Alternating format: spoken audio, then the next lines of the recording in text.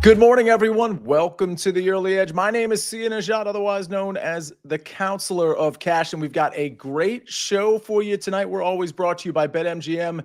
Make it legendary. A lot of Thursday night football, some college basketball, and some NHL SportsLine picks. Let's take a look at how we did yesterday. Shout out to Buckets, who has just been absolutely on fire lately. Mikey B as well. They go 3-0. Our recap goes 4-2 overall, as Taft misses out on the Miami of Ohio pick. Of course, that starting quarterback was deemed out about an hour before game time. That's what happens sometimes with the match and injury reports. College basketball, we go 1-2, 4-2 overall.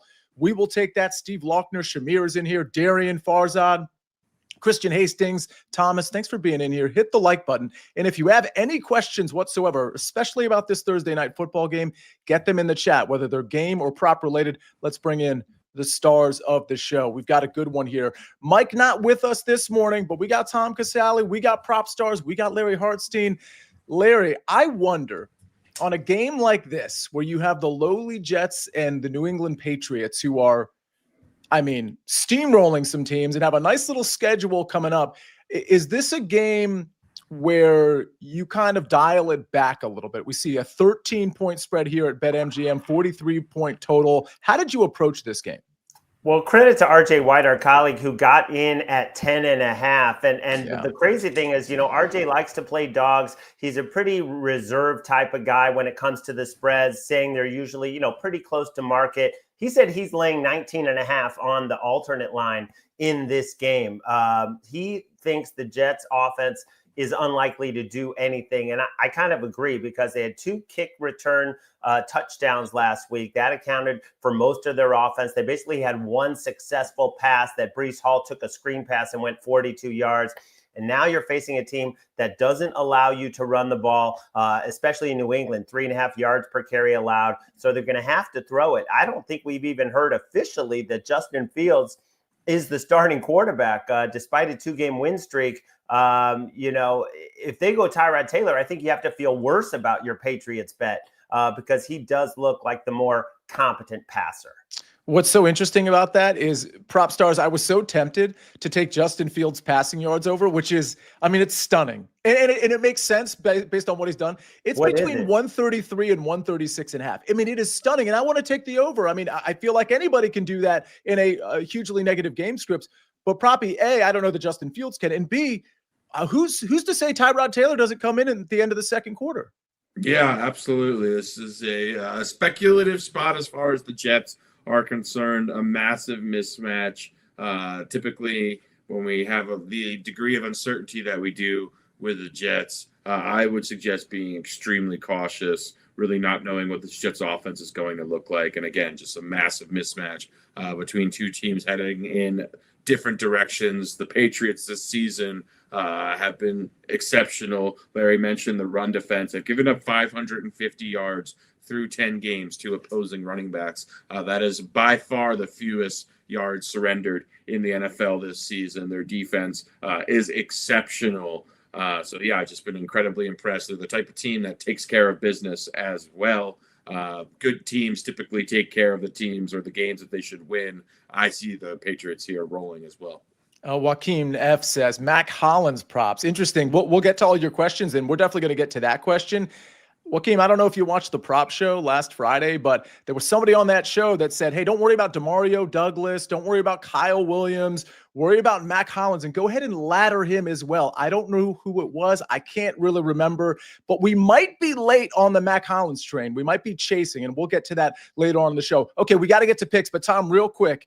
First of all, I can't get your bad beat story out of my head. If we have time later on in the show, for those who missed it on social media or the College Football Picks show, we're going to get to that.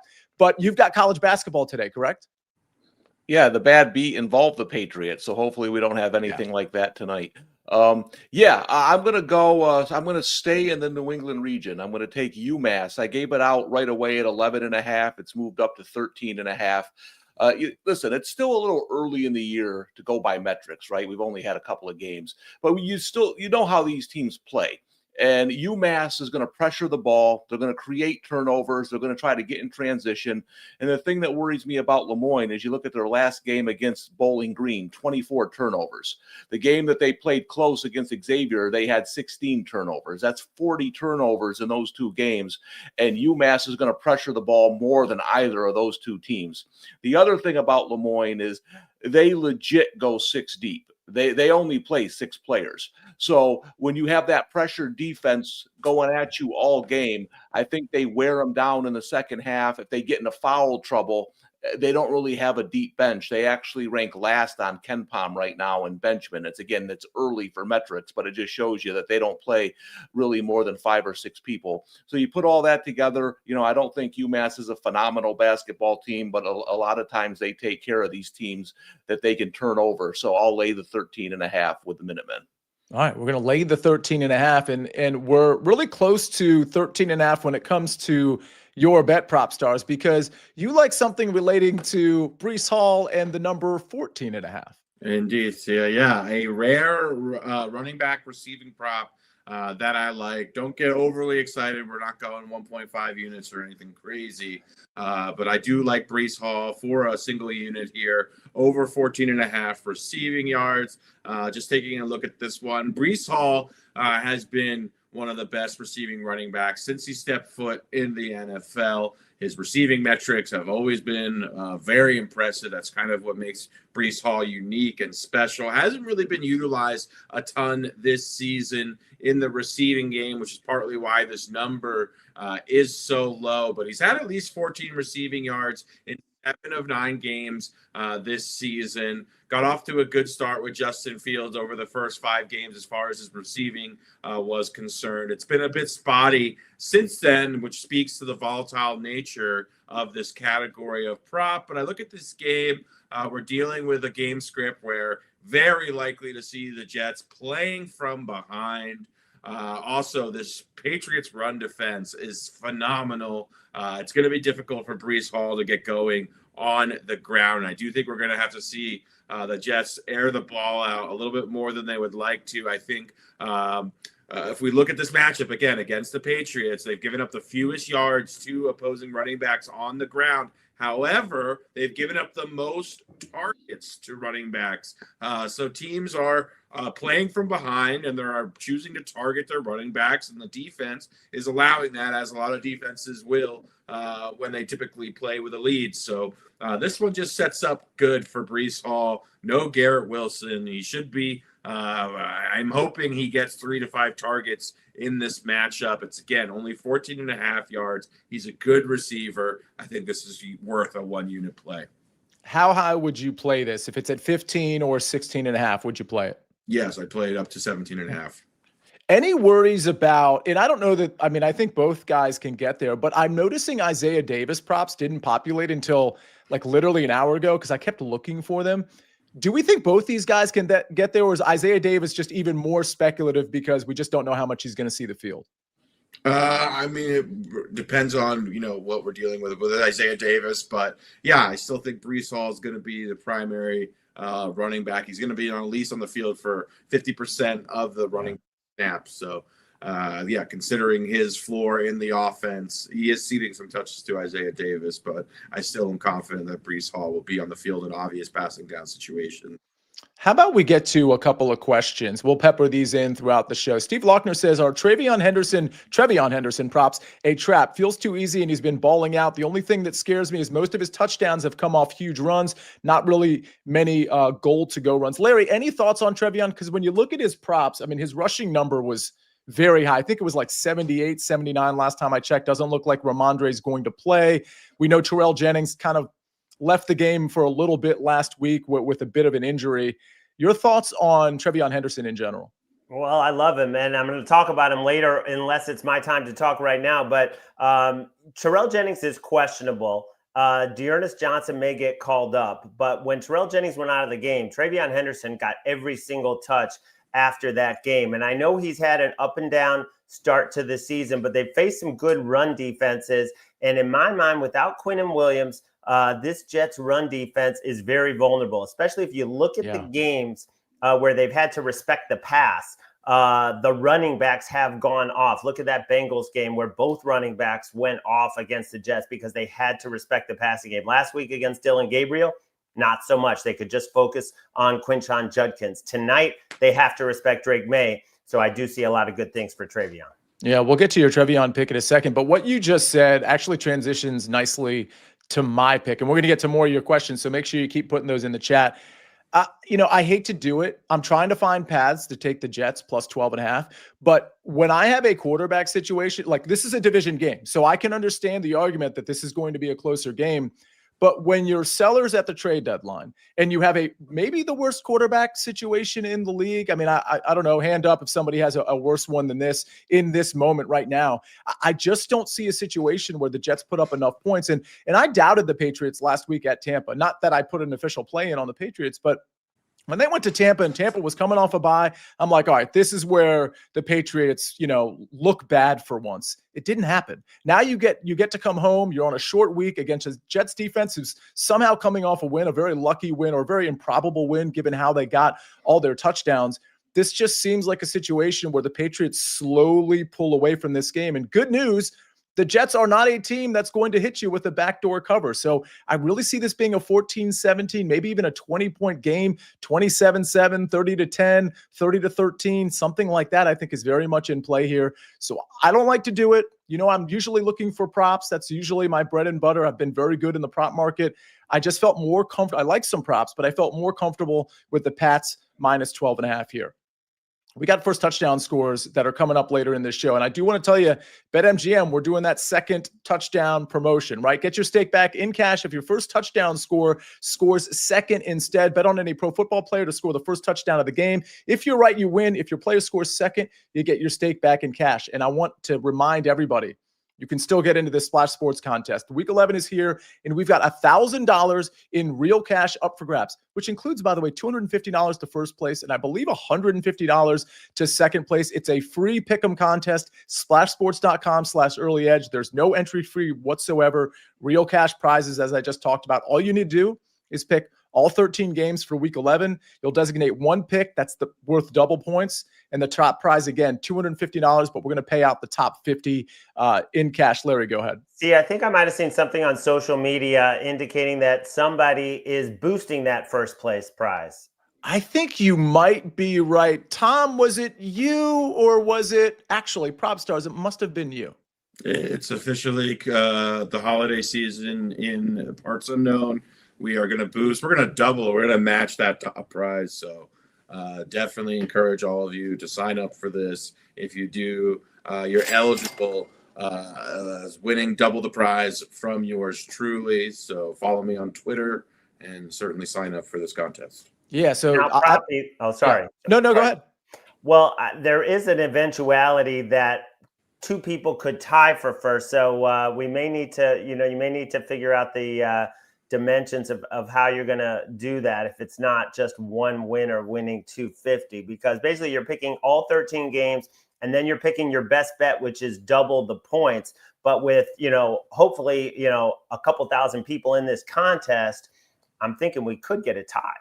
Yeah, if we get a tie, we will we'll see what happens if we get a tie.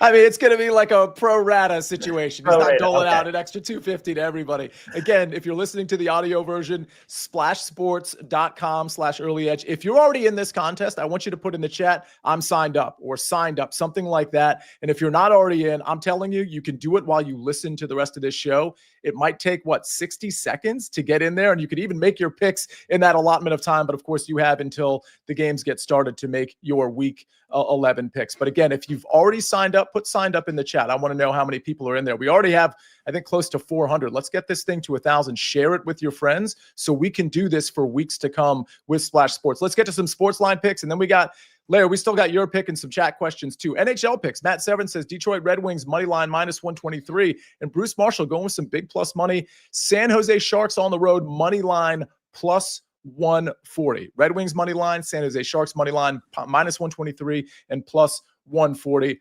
Larry, we got to get to your pick. There's a lot of good questions and comments in the chat that Ben is flagging. We're going to cover it all right after this message from our partners.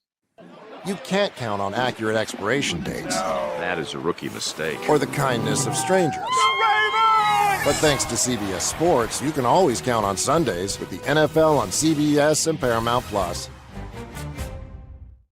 We're back on the Early Edge, brought to you by BetMGM. Make it legendary. Larry, you teased a Trevion Henderson prop, but it sounded like it was going to be rushing oriented. I just couldn't tell what type of prop it was. Yeah, it's going to be longest rush over 14.5, and I'm fine with 15.5 if that's all you can find. Do you know what the 3 fastest plays clocked in the NFL last week were? Does anybody here want to guess? Fastest in terms of speed, like running? Correct. The 3 fastest plays. You tell me. Okay. Trevion's first touchdown, 22 miles per hour. Kyle Williams' 72-yard touchdown, 21.7 miles per hour. Trevion's second touchdown, 21.4. And then he slowed down to check with the sideline if he should run into the end zone. That's the kind of speed that we're dealing with here. And I just like this better than his total yards prop. Because, what if the game gets out of hand? What if the other backups get a lot of touches late? I just like this better going up against a Jets defense that is 21st in terms of explosive rushes allowed, giving up the 8th most yards after contact, that doesn't have Quinnen Williams in the middle, and that will have to worry about Drake May. If you look back at the games the Jets have played lately, when they faced a good passing quarterback, that has allowed the runners a lot of extra room. And this guy is just so explosive. I mean, his attempts is 16, 17 attempts. The opportunities are going to be there, even if he falls under that and finishes with, say, 14 carries. That's a lot of opportunities to break off a 15-yard run. Love this play on Trevion tonight. All right. There was a question or a comment from Mike B19. He says, anyone all over the Henderson props, be careful. If you haven't been watching, he's gotten almost all his yards on 2 plays. He's a big play guy. Had a really hard time in between tackles. I mean, that's absolutely true. And Larry, that actually plays well with your longest rush prop, does it not? Yeah, it does. And they've also faced a pretty tough schedule of run defenses. So I think this is one of the softer matchups in terms of run defense. 5.1 yards per carry allowed by the Jets over the last 3 games. But yeah, he's right. He's been boomer bust. He's a rookie. But I think this is a nice spot for him tonight. Yeah, and what we know also about Vrabel, we've seen this with Ramondre Stevenson. When they're protecting a lead, he's not necessarily going to chuck it around. Like, we're going to see most likely Trevion Henderson just keep getting carries in the second half, and it's just going to take him to break one of those to A, hit his rushing prop, but B, hit his longest rush prop. Tom, we're going to take an aside real quick on college basketball. Jen wants to know if you have any opinion on Purdue-Alabama tonight. Well, yeah, well, so first of all, listen, here's the thing, and I'm just going to be honest. No one's watched more sports in the last 30 years than me. I actually have a condition in my tailbone called coccyx that is from excess sitting. That's a real thing. You can look it up. Are you serious? I have it. I'm not even joking. I have to sit on a special pillow when I'm during the weekends when I don't move. But listen, if you're watching this football game over Purdue-Alabama, you need to get in the Discord. You need to message me and say, Tom, I need help because I don't know how to watch sports correctly. I mean, this one isn't even close. This dog football game versus this Final Four matchup that we got tonight in Purdue-Alabama. This is going to be entertainment. It's going to be back and forth. So I liked Alabama at 3 or less. You get over 3, it's got to be a no play for me. Listen, Purdue isn't a great matchup for Alabama. I bet Alabama in this game last year, and they had a lot of trouble because Purdue doesn't turn the ball over. And they're going to play fast. They're going to go back and forth. The one thing I would watch in this game for future betting is Alabama spent a lot of money to get bigger. And get more physical. This will be a good test for them tonight. I think it's going to be a close game down to the end. These overs are a little bit too high, but I can't go under with Alabama. I lean Alabama at home, but 3 was kind of my my bet point for me. All right, let's get to that's a great question, Jen, and that's going to be a fun game to watch. Let's say M3 Baller says love Drake May over longest pass over 36.5 yards. Larry, I'm actually going to kick that to you. You like to look at some of these quarterback props along with myself. Any thoughts here? Because my thought is the pass volume might be a little bit lower. And by the way, I looked at Drake May's completions and attempts prop. It was a little too low for my liking to take the over. But we know Drake May is, I mean, he's not afraid to chuck it downfield, and he's so accurate when he does. Your thoughts here? Yeah, definitely would lean over on that. The thing I bet with Drake May is over on his rushing yards, although I am worried about kneel downs at the end. If you just look, I mean, Dylan Gabriel ran for what, 40, 50 yards. You look at the mobile quarterbacks that the Jets have played. This goes back to Detroit. Aaron Glenn against mobile quarterbacks they've been rushing machines because he plays a lot of man coverage, because he's aggressive. The Jets still do have some good pass rushers on the outside, and Drake May leads the entire NFL in scrambles. So it does set up, this number's on the move. I mean, 21.5, now you're seeing 24.5, 25.5. But this is a play I really like, 24.5 or lower on the rushing. Proppy, real quick, we've got questions on Mac Hollins from Joaquin and Katie Taylor, among others. So this feels a little chasey to me to look at Mac Hollins. I think he can do it. Don't get me wrong. But, last week when I recommended his over and I said to ladder it, it was 25.5 during the prop show. It actually went down a couple of yards. And of course, he blew it out of the water here. We still have Kyle Williams, who I don't think is going to get a lot of looks, admittedly. Demario Douglas, who I also don't think is necessarily going to get a lot of looks. Stephon Diggs, probably going to get some. His catch prop is 4.5. Hunter Henry might get some.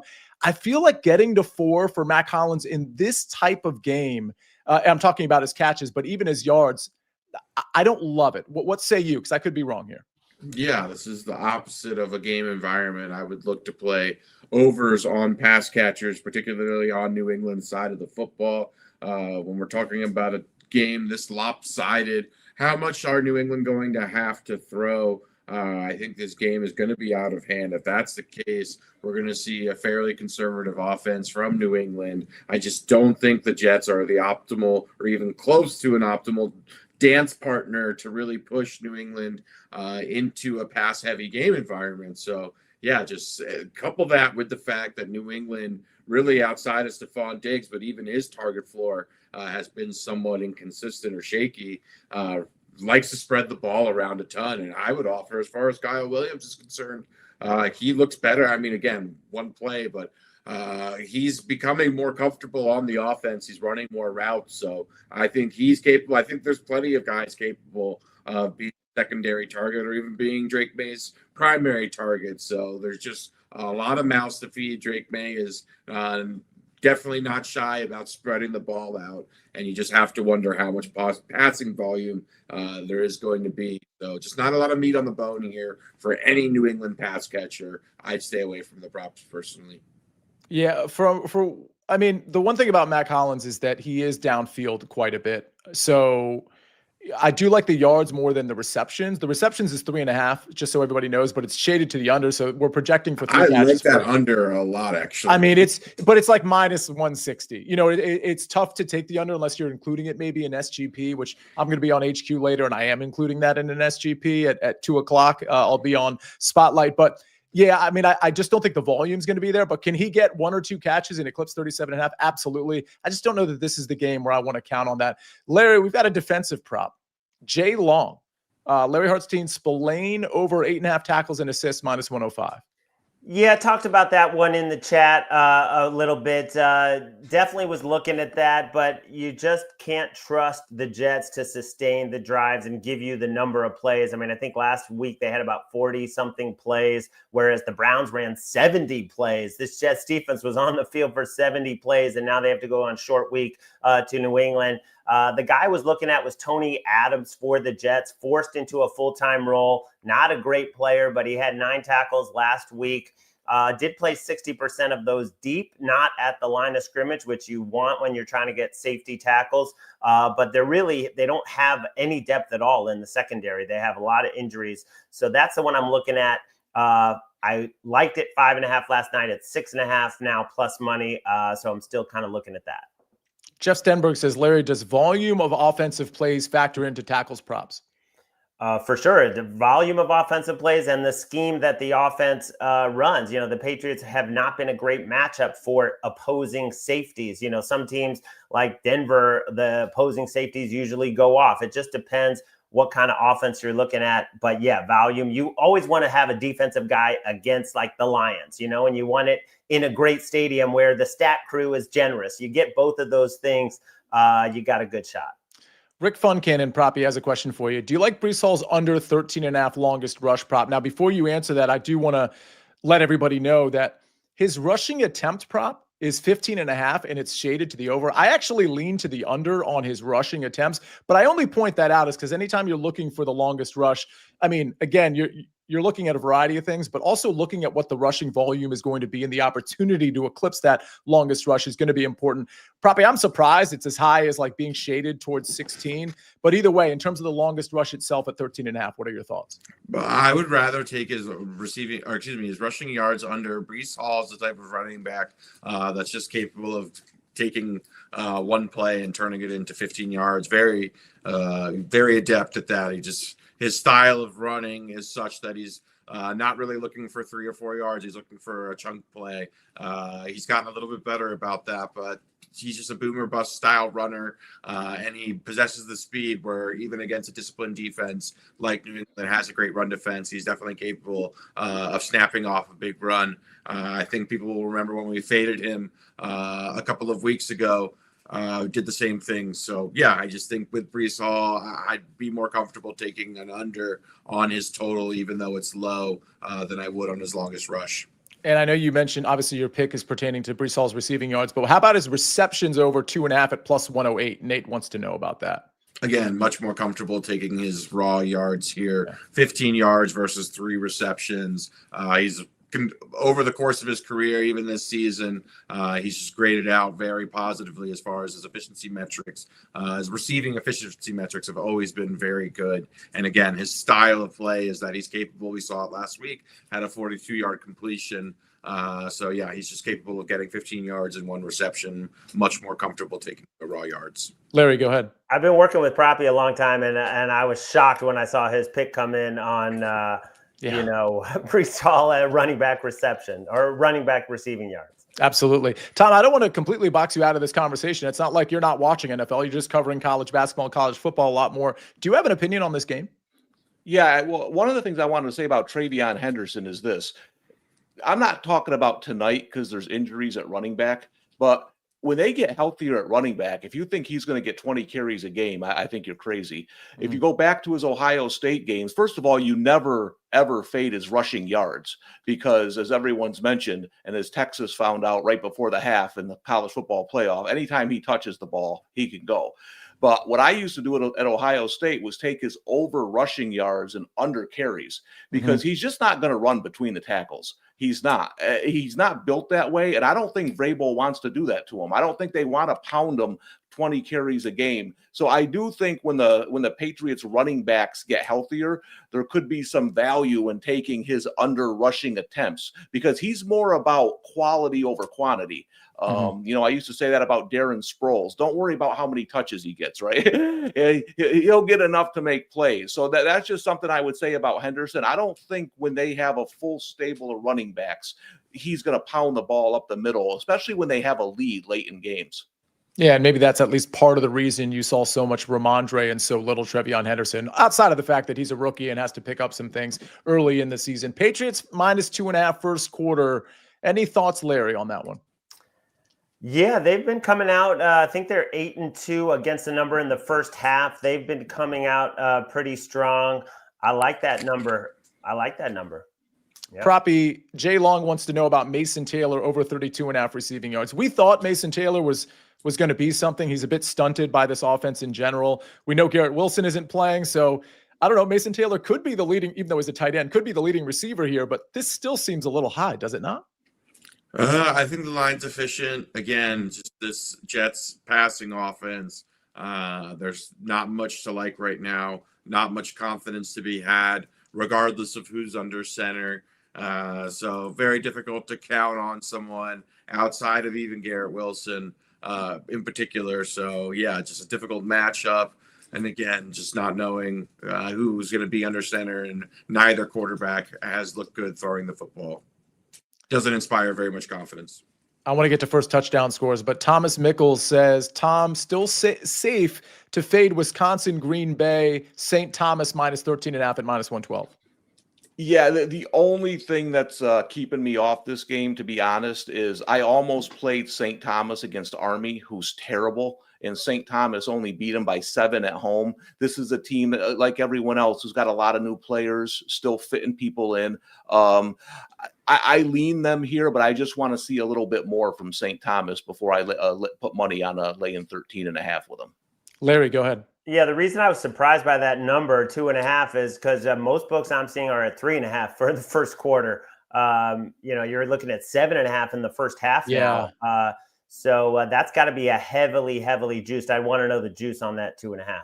Yeah, it's always good. It's always helpful, Thomas, when you're putting a line, any line, whether it's a prop or otherwise, put the juice in there because, yeah, like Larry said, it might be 3.5 in most places. So 2.5 is easy to say yes to unless it's like -155 or -170, and then all of a sudden it's a different analysis. Buckets is in the chat. Says feeling good taking Frey to a petting zoo. So good vibes today. We need Buckets first touchdown bets. That's what we need. But let's get first touchdown bets for this crew right here, the four of us. I'm going with something that doesn't get me club access. I just think Stephon Diggs is going to be featured in this game. To the extent the passing game is featured in any way, primetime spot, I think this is a Stephon Diggs spot. I think Drake May and the coaching staff know full well that Diggs is going to want to be featured in this singular game, and I think they're going to feed him early. I noticed his receptions prop is 4.5. I guess that's a little high, so I'm not really inclined to take that one. I'm not inclined to take his yards because he's not the downfield threat that some of the other guys are. But including him in an SGP, which I'm going to put out later today at like 3+ catches, something like that, something simple, maybe even 4+, I think is in play. And early in the game, I think he's very in play. So I'll take the +700 there. We'll go in order of odds. Hunter Henry, Tom Casale. Yeah, if you look at the Jets, they've allowed 7 touchdowns to tight ends. They allow the second most touchdowns per game to the position. You know, Hunter Henry's been quiet lately. I think he could sneak in there if they get down inside the 20, sneak in a touchdown. And I will say this: listen, when Mike Vrabel played for the Patriots, I covered the Patriots, and not many people in that locker room talked. He did, so he was one of my go-tos, and I can promise you that he hates the Jets. So I know we were talking about, are the Patriots, are they going to overlook? I'm telling you, this guy despises the Jets. So I got a feeling this is one of those games that everyone thinks is going to go a certain way and goes a certain way. Fair enough. All right. Larry, go ahead. Well, just on Vrabel, he interviewed with the Jets, and that was 2 days before the Patriots job came open.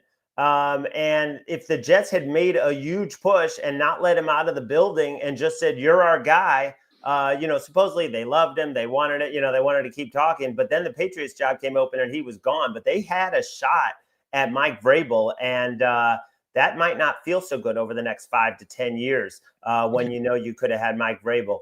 My play, though, is on Drake May. He's rushed for 2 scores. He rushed for a score last year against the Jets. He leads the NFL in scrambles, quarterback scramble yards, and the Jets, they induce a lot of scrambles. We saw Dylan Gabriel run for over 50 yards when he only had 30 yards in 4 games coming in because they play a high rate of man coverage, because they're an aggressive team getting after the quarterback. So I don't think this is a design run. We could get a sneak, but I think maybe on a scramble from like the 7 or 8, Drake May can take it in. All right. Before we get to your pick, Proppy, Aaron Bailey's in here, who we love. He says, I'm just going to put this back out here. Sia, how are you bouncing back this week after I gave you the loss this past weekend? Didn't I win? I think I'm in first place. Actually, I know I'm in first place in our FFT Open League.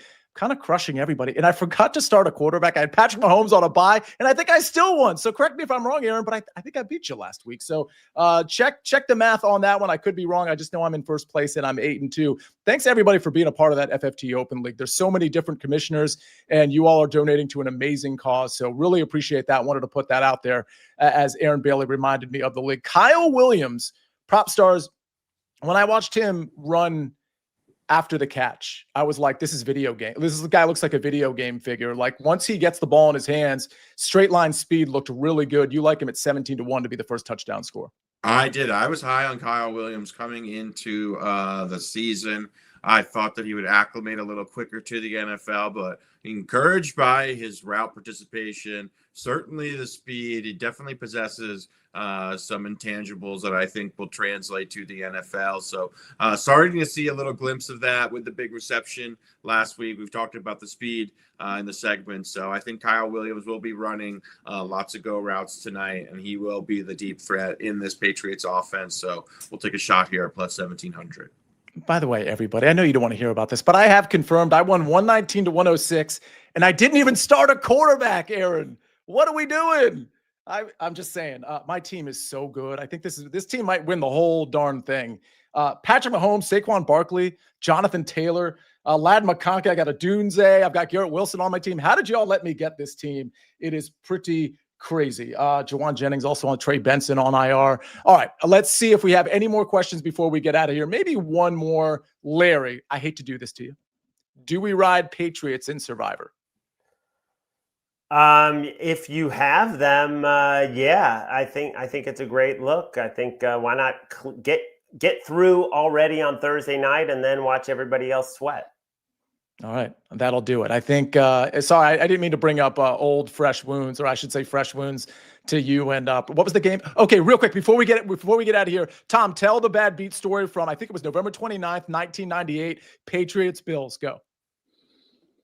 Yeah, so I had the Bills plus 3.5, and they were up late, and the Patriots threw a Hail Mary into the end zone, and it was a terrible. I mean, how many times do you see defensive penalty on a Hail Mary? Almost never. So the Patriots get it first one on time down from the one. They throw it to Ben Coates for the touchdown. They're going to kick the extra point to win the game by 3. The Bills, so upset, walk off the field. They hike the ball for the extra point. It might have been, I can't remember who the quarterback was. But he got up and he ran it in for the 2-point conversion. The Patriots win by 4.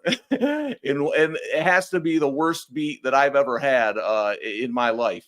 Just unbelievable. Starting with the awful. I mean, you're down to you can't lose the game. You're down to a Hail Mary, right? And it's if they catch it, it's a 3-point win. You still win, and it's just an awful beat. So they covered by 0.5 point because the Bills were so upset they walked off the field. And I think it was Drew Bledsoe that decided, I'll just go ahead and take the 2 points. Such a Patriot. Yeah, was it Bledsoe? I know he's the one who threw the touchdown pass to Coates. Yeah. Isn't it interesting sometimes how I think in the past they wouldn't force them to like kick that extra point, or they would just call the game. And I don't know what the exact rule is, but I think they changed that, and you have to come out and do something. Yeah. That was, and like I said, and when I told the story before, let's just say I was not having a great weekend. So that was I had to ditch one of my 7 bookies after that one. Go check out the College Football Picks show. Of course, we did College Football Picks. It's on the SportsLine YouTube channel, in your podcast feed. A ton of picks from Emery and Tom on that show, but we had a moment to take an aside with respect to some bad beats and some good beats too. We talked about Cordell Stewart and Michael Westbrook in that Hail Mary Colorado game. All right, we got a call game on this show. Let's get to the recap screen, and then we'll get out of here. Pats minus 12.5, minus 118. That's my SportsLine pick and my official play on the early edge as well. Tonight, Trevion Henderson, longest rush over 14.5 yards, minus 130, says Larry Hartstein. PropStarz, Breece Hall over 14.5 receiving yards, minus 114. We go to college basketball, UMass minus 13.5, minus 110 from Tom Casale. Before I even mention the SportsLine picks, if you're listening to the end of this show only, I can't stress to you enough, you got to listen to the whole show, because we threaded a lot of information about other picks you might want to consider in this Thursday night football game and in college basketball earlier in the show. NHL, Detroit Red Wings money line minus 123, says Matt Severance. And Bruce Marshall is on the San Jose Sharks money line at plus 140. Larry, go ahead. I just got to say, because I saw Tom's pick up on the screen, and then I remembered, hey, didn't I see a different number? And yeah, earlier, as soon as it opened, he played minus 11.5. So anyone in the Discord, anyone on the site, hopefully got a better number. Sportsline.com/join. Type in the promo code winners. You get 60% off the annual plan. First touchdown, and you'll get those picks when Tom makes them, and when PropStarz and Larry make them, and when I make them. Stephon Diggs, plus 700 as a first touchdown score. Hunter Henry plus 750. That one from Tom Casale. Of course, Diggs is mine. Larry Hartstein, Drake May plus 1,000 as your first touchdown score. And Kyle Williams plus 1,700. That's your first touchdown score, says PropStarz. Do not forget to join the Splash Sports contest at splashsports.com/early edge. It takes maybe 30, 60 seconds to sign up. Get your picks in, and you can be a part of it. $250 to the winner. That's going to be matched by PropStarz. $150 to second place, and all the way down the line with the top 50 getting paid. What a great show. Larry, Tom, PropStarz. Larry, I mean, Tom, I hope I didn't put you in a bad mood with you having to tell that story a second time in 3 days, but it's fun to hear. I mean, that is the craziest non-cover I think I've ever heard. I really think that's the craziest non-cover I've ever heard. All right, we got to get out of here. Big thanks to Ben on the 1s and 2s and 6s and 7s. We'll see you next time on The Early Edge. We rest our case.